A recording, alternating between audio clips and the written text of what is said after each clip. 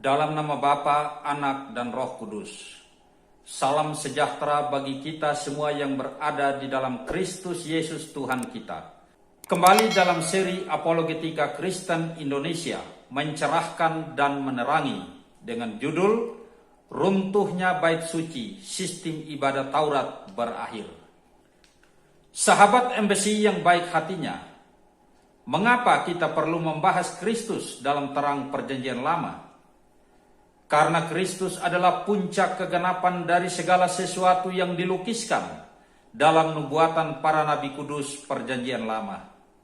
Dan itulah yang dilakukan oleh Rasul besar Paulus dalam penginjilannya, dengan mengupas tuntas Kristus dalam gambaran Perjanjian Lama. Hal ini dijelaskan dalam tulisan-tulisannya yang mendominasi kitab Perjanjian Baru, dan ia berhasil membuktikan dengan sangat akurat bahwa Yesus adalah benar-benar Mesias yang dijanjikan itu.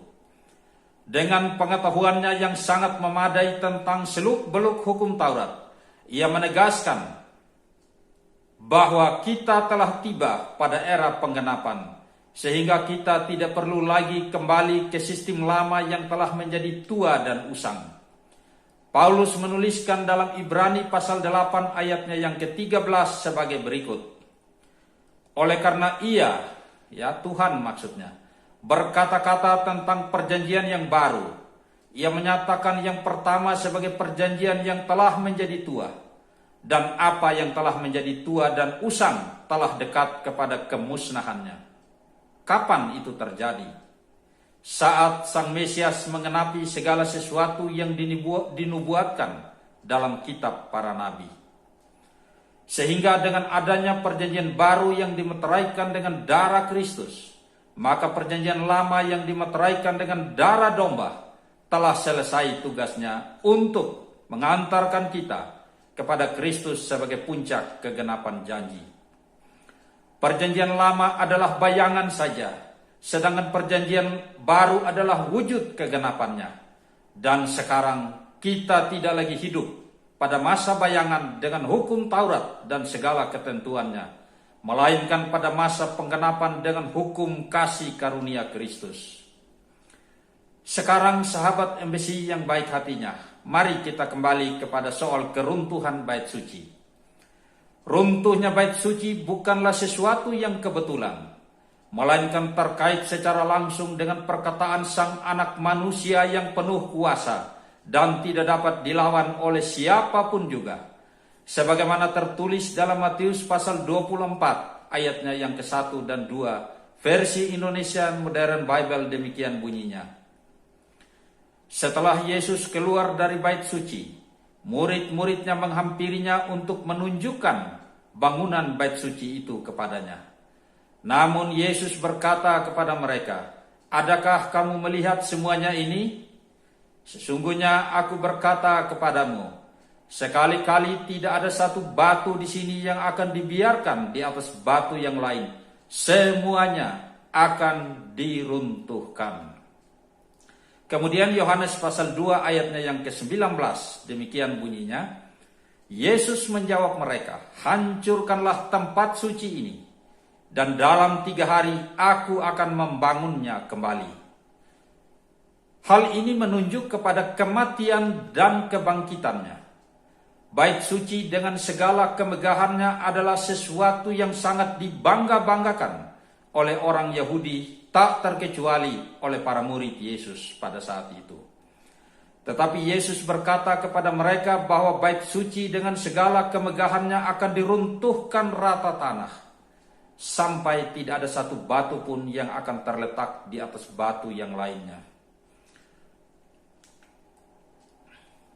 Dan hal itu benar-benar terjadi pada tahun 70 Masehi, di mana Jenderal Titus dari Roma mengepung Yerusalem selama berbulan-bulan. Akibatnya sekitar 2 juta orang Yahudi terkepung dalam kota Yerusalem, sehingga mereka kehabisan makanan dan terjadilah kelaparan yang sangat hebat. Betapa mengerikannya kelaparan itu, sampai ibu-ibu tega menyembelih dan memasak anaknya sendiri untuk dimakan. Dan akibatnya 1 juta lebih orang-orang Yahudi menemui ajalnya, mayat bergelimpangan di mana-mana, Yerusalem jatuh. Bagaimana perkataan Yesus bisa digenapi dengan akurat? Pada waktu itu tentara Roma membakar bait suci dan perangkat-perangkat emas yang ada di dalamnya ikut terbakar. Emas meleleh dari celah-celah batu tembok bait suci. Dan hal inilah yang membuat pasukan Roma mulai mencongkel susunan batu-batu tembok bait suci tersebut satu persatu untuk mengambil emas yang meleleh. Dan hasilnya tidak ada satu batu pun yang terletak di atas batu yang lainnya. Rata tanah dan hancur total. Betapa akuratnya nubuatan Yesus tersebut terjadi. Perkataannya digenapi dengan cara yang sangat ajaib. Padahal bait suci merupakan pusat ibadah dan pusat ritual Yahudi yang sangat dibangga-banggakan. Dan hal yang sangat mencengangkan adalah selama hampir 2000 tahun orang-orang Yahudi tidak berdaya untuk membangunnya kembali. Mereka hanya bisa menangis dan meratap di tembok ratapan seraya menaikkan doa agar bait suci dibangun kembali sebagai bagian dari doa resmi mereka 3 kali sehari selama 2000-an tahun. Tetapi jawabannya tidak. Dan kalau sampai dibangun kembali, maka antikristuslah yang akan masuk ke situ dan Yesus pun akan datang kembali untuk kedua kalinya.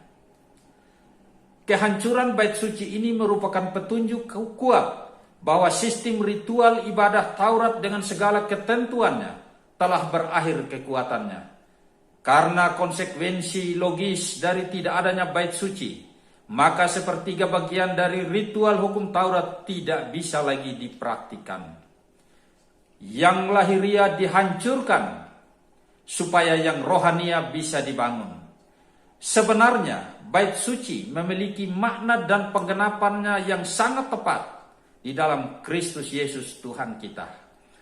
Yang pertama, bait suci adalah tempat kepenuhan keilahian. Dapat sahabat baca dalam 2 Tawarik 7 ayatnya yang ke-1 sampai ke-3.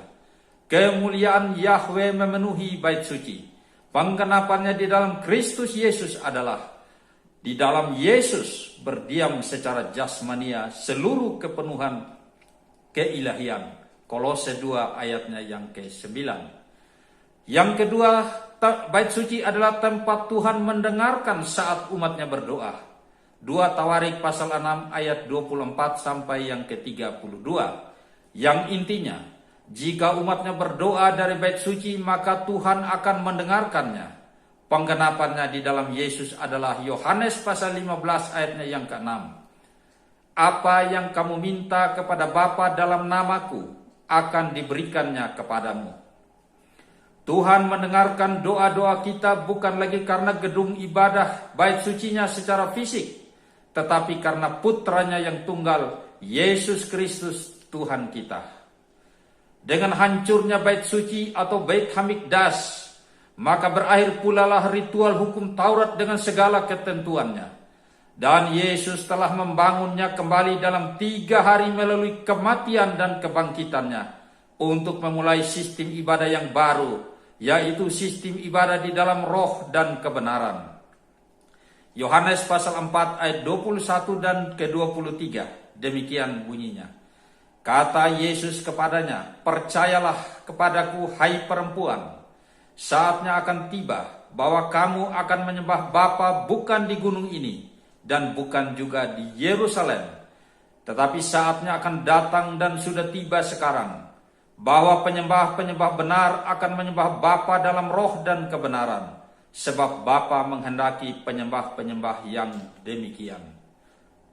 Sahabat MBC yang baik hatinya, apa makna kalimat bukan di Yerusalem dalam ayat di atas? Ada apa di Yerusalem? Sebab di Yerusalemlah adanya bait suci. Tetapi saatnya akan tiba, kata Yesus, bahwa peribadatan yang berkenan bukan lagi peribadatan di bait suci itu dengan segala ritual Tauratnya, tetapi peribadatan di dalam roh dan kebenaran. Itulah yang berkenan kepada Bapa. Kalau memang benar bahwa sistem ibadah dengan ritual hukum Tauratnya masih mutlak berlaku di bait suci, mengapa hampir 2000 tahun Tuhan tidak menunjukkan pembelaannya agar mereka membangun kembali bait suci tersebut, supaya ritual hukum Taurat bisa ditegakkan kembali. Jadi, bagi umat perjanjian baru, tidak perlu lagi main ritual Taurat-Tauratan atau ke-Yahudi-Yahudian. Itu sudah tamat riwayatnya. Tuhan berkenan kepada kita bukan karena bahasa atau atribut-atribut Yahudi yang kita gunakan, atau simbol-simbol Taurat yang kita gunakan, melainkan karena Kristus Yesus, Putra Elohim yang tunggal. Yang lama dihancurkan supaya yang baru dibangun, yang lahiria dirobohkan supaya yang rohania ditegakkan, sistem daging diakhiri supaya sistem roh dimulai. Fokus kepada Kristus dengan segala kepenuhannya. Sahabat Embassy yang baik hatinya, demikianlah yang bisa kami sampaikan dalam kesempatan yang berbahagia ini. Damai sejahtera menyertai kamu sekalian yang berada di dalam Kristus Yesus.